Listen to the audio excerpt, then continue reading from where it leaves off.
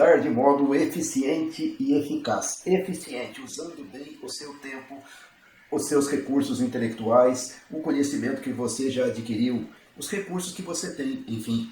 E eficaz, atingindo resultados para valer. Estudar é diferente de ler. Ler, você lê por lazer, você lê para passar o tempo, você lê, enfim. Agora, estudar não. Estudar é adquirir realmente um conhecimento bom, de valor, útil, que leve você para frente, que faça você crescer. Isto é estudar. Então, estudar é diferente de ler. Já notou que tem gente que estuda bastante e não sabe nada? E há outras pessoas que não estudam tanto assim, mas sabem bastante, sabem muito mais do que aquelas outras. É que elas estudaram de modo certo e estudaram as coisas certas também.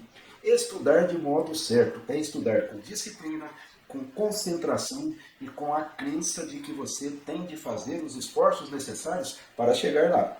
Estudar de maneira errada é deixar-se levar pela ansiedade de ficar batendo a cabeça aqui e ali, sem concentração, sem foco. Então, estudar do modo certo. Esse é o primeiro ponto. O segundo ponto é estudar as coisas certas. Por que a pessoa estuda a coisa errada? Às vezes porque ela tem gosto pelo errado. Em vez de estudar ciência, vai estudar teorias da conspiração. Essas coisas todas, né, gente? Vamos falar a verdade, isso aí não tem sustentação do ponto de vista do conhecimento. Então, estudar as coisas certas requer também o quê? Humildade, para você seguir as orientações certas. Então vamos ver o que é estudar de maneira eficiente e eficaz. Estudar de maneira eficiente e eficaz. Em primeiro lugar, você precisa captar a informação. Se escapou uma palavrinha, se escapou um raciocínio específico, se escapou uma referência importante, uma observação importante, um dado significativo, um número significativo, isto já complicou. Então nós temos de, em primeiro lugar, captar bem as coisas. Isto requer atenção, requer concentração e requer uma mente focada naquilo que está estudando. Então, cuidado, mantenha a atenção, o foco, etc. Segundo lugar, precisa entender. Não adianta nada aprender erros. Não adianta nada aprender as coisas erradas. Então precisa haver um entendimento. Se uma palavra não foi entendida, aquela palavra trava tudo, dá para frente. Então não adianta, a gente não consegue, digamos assim, fazer omelete sem quebrar ovo. Nós temos de estudar com um certo esforço. Então, apareceu uma palavra nova que eu não conheço, eu tenho que ir ao celular e verificar, porque esta palavra poderá ser a chave do entendimento ali. E o segundo lugar é que há graus de esforços diferentes para entender. Às vezes eu entendo relativamente fácil, e às vezes eu vou ter que transpirar um pouco mais para entender, porque o raciocínio é complexo, porque a situação é complexa, porque o assunto é complexo. Então eu não tenho escapatória, eu tenho que fazer isso aí, porque se eu não entender, o processo do aprendizado não vai se realizar. Terceiro ponto, depois que eu entendi efetivamente as coisas, eu preciso expandir, porque com a expansão daquele conhecimento que eu estou adquirindo, eu faço uma base para ele se sustentar. Então eu tenho de ir além daquilo que eu estou estudando. Eu posso associar com outras áreas de estudo, eu posso buscar uma informação paralela e assim por diante. Então, eu vou fazer uma expansão daquilo, tá certo? Daquilo que eu estou estudando, que aí eu vou crescendo de fato no entendimento, na formação efetiva e não apenas na informação passageira transitória. Muito bem. Na sequência, eu tenho de extrair daquilo que eu estou estudando aquilo que é efetivamente relevante. Para extrair, eu tenho que resumir, eu tenho de ser capaz de fazer resumo. Então, avance, avance, avance, e aí dê uma parada e faça resumo, faça resumo. Faça resumo de tempos a tempos para você verificar se está, de fato, entendendo e assimilando aquilo que você está estudando. Na sequência, eu tenho de reter. Para reter, eu tenho de repetir, repetir, repetir e testar, testar, testar para a retenção, tá certo? Caso contrário, eu não vou reter suficientemente.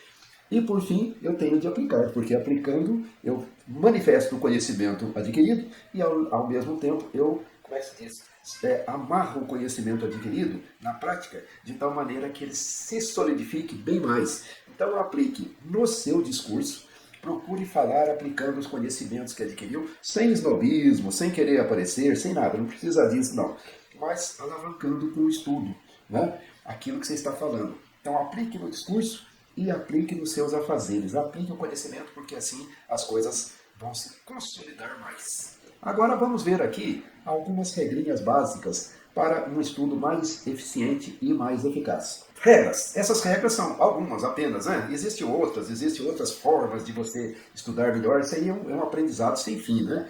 Então, de qualquer maneira, aqui estão algumas regras que poderão ser válidas. Em primeiro lugar, use o método Hall. Esse método Hall fui eu que inventei neste momento aqui para dar uma mnemônica. Mnemônica quer dizer uma retenção, um recurso de memória. Então, o método Hall é repetição, associação e uso. Então, procure estudar com repetição, com associação com outros conhecimentos e aplique com uso. Então, aplique o método Hall, criado pelo professor José Antônio Rosa. Tá bom? Busque orientação, seja humilde, busque orientação. Se você vai estudar filosofia, pergunte para quem é da área. Se você vai estudar história, pergunte para quem é da área. Lembre-se de que numa conversa entre um sábio e um tolo, quem aprende mais é o sábio, porque o sábio é sábio justamente porque aprende.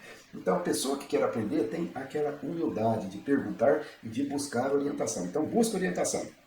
3. Faça uma seleção rigorosa dos textos. O mundo está cheio de livros ruins. Né? Eu próprio escrevi livros que hoje eu já não aceito tão bem mais. Né? Então vamos pensar em seleção rigorosa das coisas que nós vamos estudar, para estudar o melhor que tem no momento. Tá certo? Então tá bom. E aí nós vamos buscar também começar pelos livros textos. O que é um livro texto? Aquele livro grosso, que em geral tem 1000 páginas, e que trata tudo de determinado assunto. E que trata daquilo que efetivamente foi documentado como conhecimento e não apenas a opinião do autor que está escrevendo. O autor do livro texto tem que ser humilde, tem de traduzir aquilo que já existe em termos de conhecimento. Portanto, ali é um livro que você pode usar para estudar com bases certas. Então comece pelo livro texto. Não tente ler filosofia sem um bom livro didático, texto de filosofia.